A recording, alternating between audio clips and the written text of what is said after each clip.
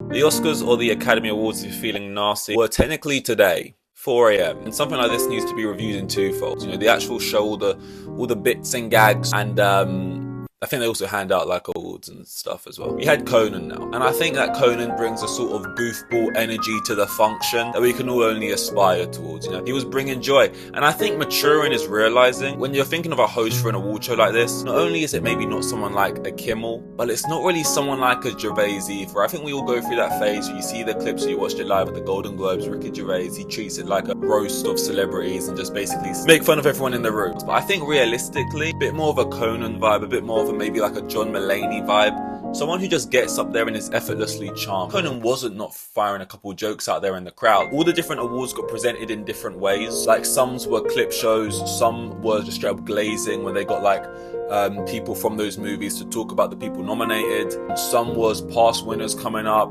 and talking about all of the nominees. Some were little featurettes, which I think were really useful for like some categories that you typically just don't care about. Sometimes like best song, you kind of get a little bit more of an insight into sort of the making of those things. I think the music was better, and I know that there's some Oscar purists out there who basically want this to be tightened up into a 40-minute clip show. Just show us the awards. I mean, we start off with chills. I gave Wicked like a 7 out of 10, but the last 40 minutes, you're defying gravity. And Cynthia Erivo, you know, it was, it took my breath away. Cutting off that guy's speech, by the way, was nasty work. There was 3 people accepting 1 award, obviously, because some of these craft categories, obviously multiple people work on it, all leads on whatever it is. And he gets to the 3rd guy, he goes up, it's just completely dead silent. You know, hello, you know, type thing. Get off the stage. Bang out of order. Yeah,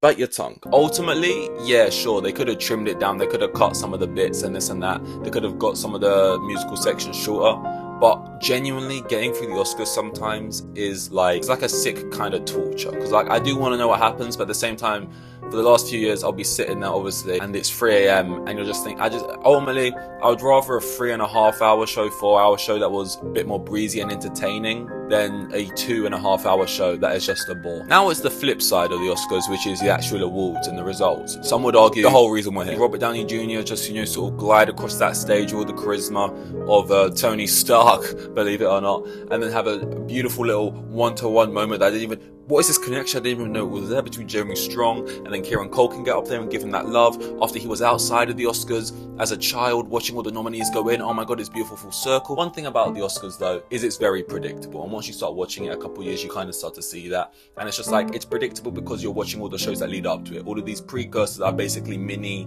Oscars, mini off-brand Oscars that are going to kind of give you similar results, and you can kind of track where everything's going to go. But I think it helps that the fact that what was winning and what was sweeping and what was predictable was all pretty likable anyway, and that did help. Anora sweeps. I think Sean Baker broke a record for the amount of Oscars won in the night for like a director. I really liked that we had like a young winner in like a best acting category. Brody is actually the youngest best actor winner at 29. That breaks my heart to find out right now. In an ideal world, this video will be shorter than Adrian Brody's speech. I actually think the word count, if he actually said it all together, it could have probably been half the time, but just the amount of pauses just really insulted injury for that bald guy sitting in the crowd. And I'm not even crazy against Brody, I don't even know anything about him. I'm not against him because of the whole AI controversy. I'm just Charlamagne till I'm dead. But I think basically the Oscars got what they wanted, really. It was a successful night where a likeable film swept. There was good musical acts, good comedic bits. Throughout the whole night there was some good heartfelt speeches, and it was like a show that was trending, and this time for the right reasons, because usually whenever the Oscars trend, it's because they got the winner wrong or because someone's slapping someone else on stage. And if it's not trending, it's because every other time it's just boring as fuck. My only real one is more surprise wins, but that's not really a variable I guess you can control. I think I'm feeling an 8 out of 10. I think I just needed a 15-minute intermission and Adrian Brody's speech to be just a little bit longer.